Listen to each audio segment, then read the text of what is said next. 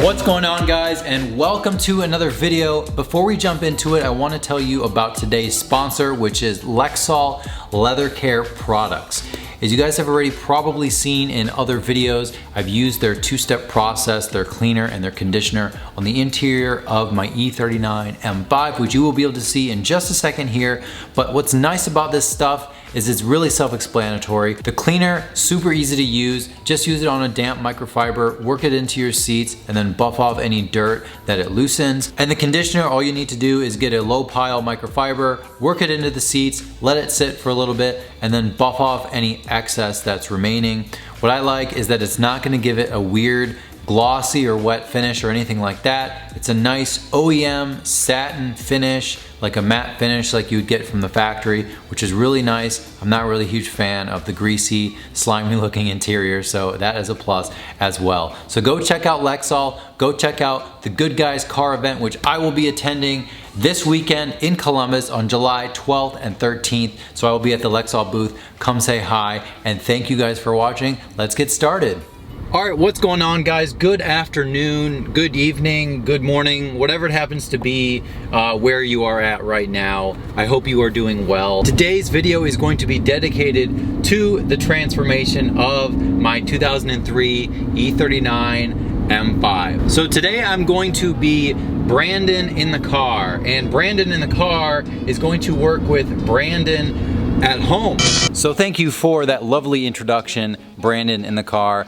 Brandon at home here. So Brandon at home has clearly got his hands full. The very first thing I did when I bought this car was gave it like a thorough wash. That doesn't really count as a transformation, but really what I noticed from, previous owners having this car that aren't really as attention to detail is, the cracks and crevices, water spots, contamination, all that stuff is very noticeable once you do like a thorough wash. So I did, an aggressive wheel cleaner. I did, the exhaust tips, I did everything. I just did a very, very thorough wash, which literally that alone made a huge difference on this car, and it really sounds simple, not really transformation. So after the thorough wash, you guys got to see how swirled out the carbon black paint was, which is rather unfortunate. This thing was swirled into oblivion, so everybody on the channel knew exactly what was going to happen next. So I didn't do a paint correction right away. I actually took care of the foggy headlights. It actually took me a couple of tries to get it done right. I will definitely put a link in the description for that process. That video is actually done pretty well. You definitely have to completely remove the UV layer, which is failing, and actually respray it with very high grade clear coat. If you just go ahead and do a regular polish, like with a polisher, it'll do it well, but it's not going to stay clear like it would be brand new. So I want to thank my friend Mike out in California for giving me the tips, and I think we had a few phone calls just to make sure I got it done right, but that was literally one of the huge upgrades to the front of this car. So after I did the headlight restoration, I did a license plate bracket delete on the front of the car. Brandon at home, show us what it looks like after the license plate bracket was removed. I was nervous about what I would discover behind the front license plate bracket, but I will say I was impressed that it wasn't nearly as bad as I thought it would be.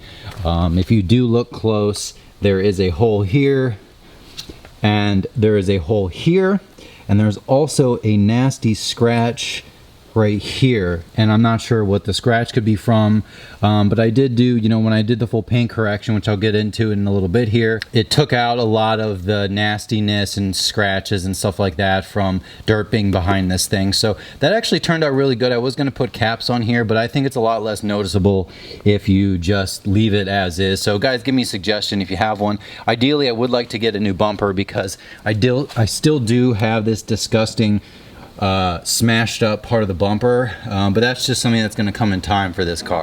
So I did do a couple other things. I did like an oil change, not really a big deal. Brandon at home is not going to take care of showing you anything like that because you can't really see it, but I also did a Grom Bluetooth, which Brandon at home is also not going to be necessary to show you. I did a Bluetooth module so I can play music from my phone, and we get into the good stuff. So Brandon at home is going to take the reins here on the paint. He is going to give you a full little walk around and and describe exactly what was done. There's also a full video series. I think it's like 6 different videos I did with the decontamination correction, polishing, and all that good stuff. So that is definitely up on the channel if you guys are interested. All right, Brandon, in the car, as you've instructed, we are going to go through the paint.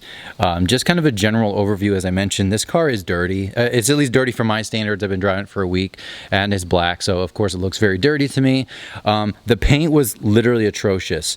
Being a black car, being 16 years old, and being cared for by people who are not nearly as, you know, I guess picky about the paint and you know, very attention to detail like I am, especially being a black car. It just looked disgusting.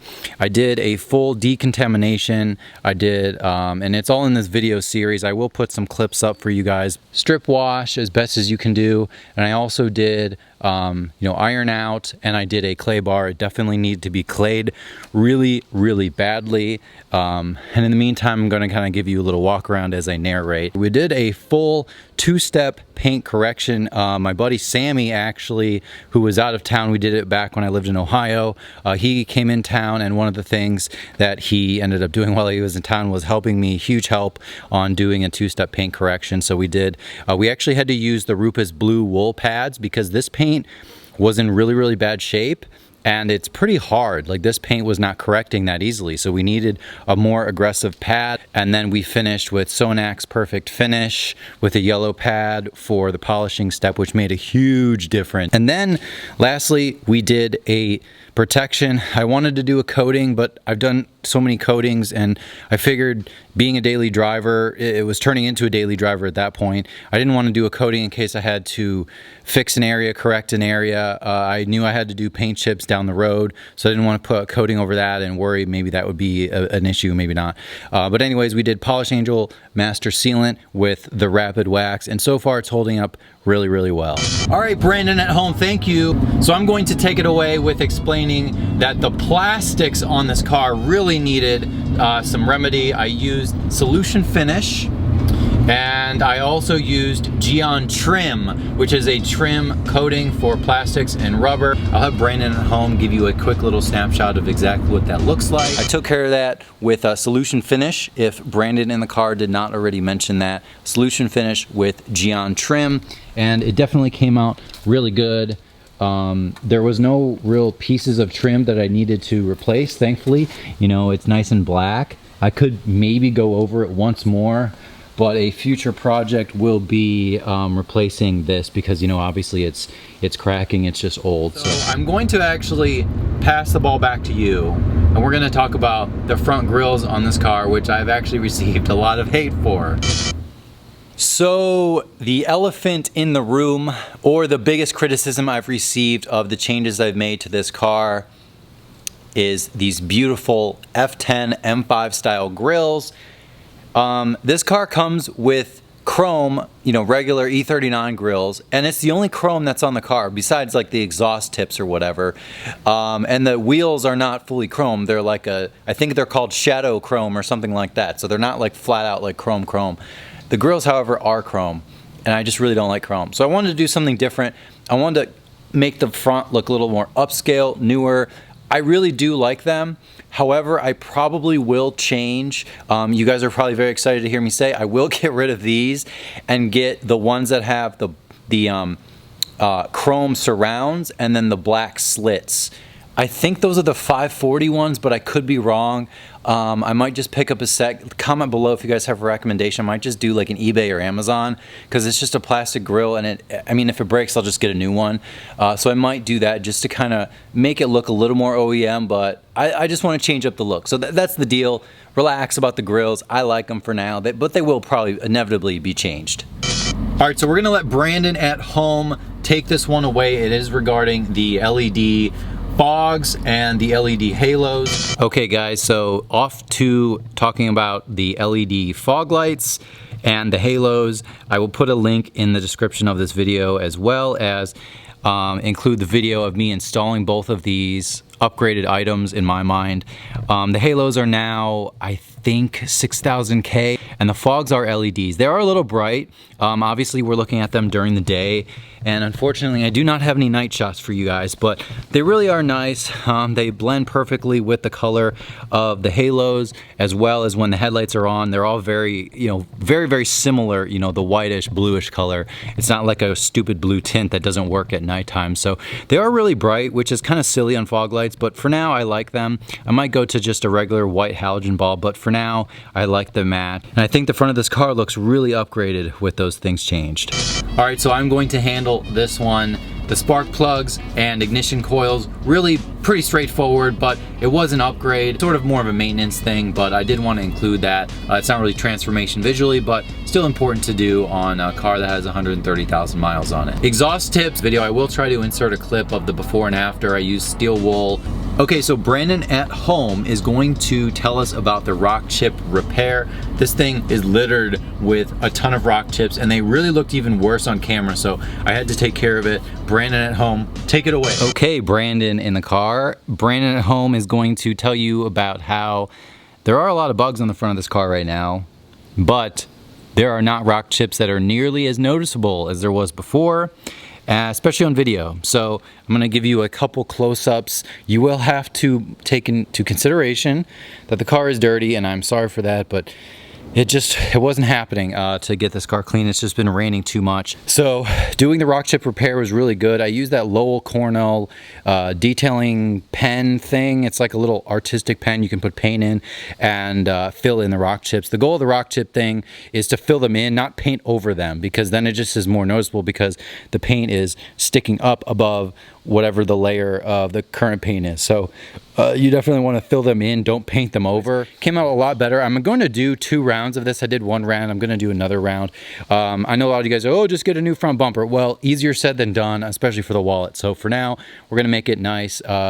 Trying to keep it somewhat budget friendly because the front bumper is operational. It's not falling off, and I'm not going to wait till it falls off to replace it, but for now, and I will notice, I'm sure you guys have already seen this stupid light cracked, the housing. It's like 50 bucks, so I'll get a new one, but it's just another thing. So there's a few things here and there that I'll have to do still. So I'm going to take care of these 2 items. This is regarding the BPM tune. I had a tune by BPM Sport. Mike, thank you for the tune. It's awesome. It makes driving the car that much better. I have one on my M3 as well, so go check out BPM Sport. I just went with a mild tune, very conservative. I'm not racing anyone. I'm not doing anything crazy. So shooting fire and doing all these weird pop-pops just doesn't make sense to me.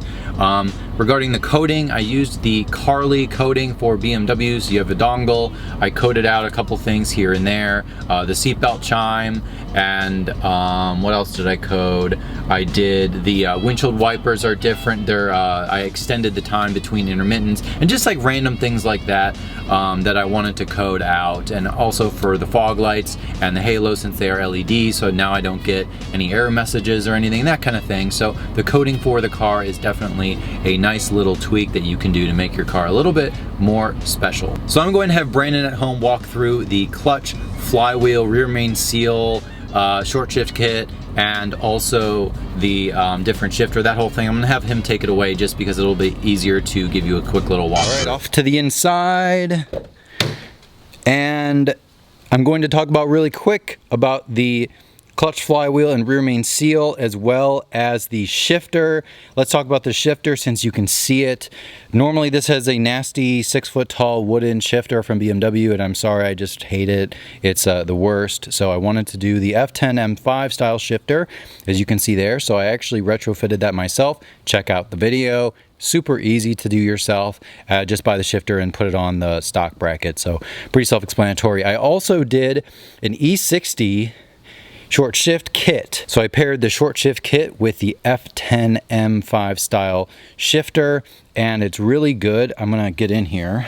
It does have a little play, so I thought with the short shift kit, the bushings that were replaced would fix more of this. It's not terrible, but maybe leave a comment below.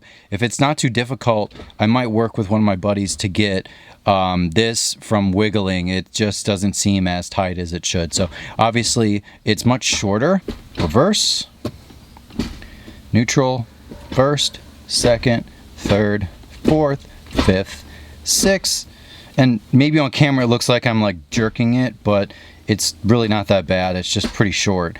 It does have a nice mechanical feel to it, so I would advise this, but definitely keep in mind that if you have a short shift kit, it's going to be significantly shorter than stock, which is self-explanatory, but you have to realize you're going to have to live with it. So it is nice though, I do like it. So the very last item that I did on this car was front brakes and rotors. I actually had run them till they pretty much had no life left, which I'm very embarrassed about, but I did take care of those with my buddy Scott, who lives not too far from me in the West Palm Beach area. So I'll put a link in the description for his shop's info. I did Stop Tech rotors, and I did Hawk HPS pads. So they're ceramic pads. They do squeak a little bit at times, but generally speaking, they're very good and they do not dust at all. I will have Brandon at home wrap this video up and give you a quick little walk around of the car, the brakes, the rotors, all that good stuff. Okay, not really a crazy mod or anything like that, but I did get new door sills, and of course I already like scraped this one with my stupid shoe. It's a never-ending battle. So I did get new door sills just to freshen them up, and I also did the trunk struts, just because on any vehicle after 5 or 10 years plus, you kind of get the trunk not staying up as easily. So I did that as well. And one nice little upgrade slash change was the front brakes, brake pads, and the rotors. As you can see, the rotors are drilled now, and I know what you're gonna say, Brandon, that's pointless, they can crack and stuff. Well, I don't really brake that hard, and I'm not tracking the car, and I'm not even driving it that intensely, so it's really no big deal. And my M3 has the drilled rotors, so I just kind of went in OEM style. I should have done slotted probably, but the drilled were fine. I did Stop Tech, and I also did Hawk HPS brake pads up front. So I will do the rears soon, maybe month, 2 months, 3 months or so. Could be longer than that, but the rears were in pretty good shape. The fronts were shot, so that is going to be it for the brakes up front. All right, guys, so I think that's gonna do it for the M5. That was the comprehensive transformation of my 2003 E39 M5. It has about 130,000 miles on it right now, and it's an amazing daily driver. I really love it. So there's going to be a lot of updates to come as well. Little different things. I have to do the pixels. I have to do a lot of little things to it. Not insanely expensive, just a time commitment. So with that said, I want to thank you guys sincerely for watching this channel. Definitely comment below if you have any questions, or I forgot anything, or maybe you have an E39. It seems like a lot of people are buying them now. Especially because the values are holding, and then the ones with really low mileage, the values are increasing as well. I mean, the super low, under 50,000 miles, I mean, those cars go for some big money nowadays. So this one is not one of those cars, but maybe it will be. Once again, thank you for watching, and I will see you next time.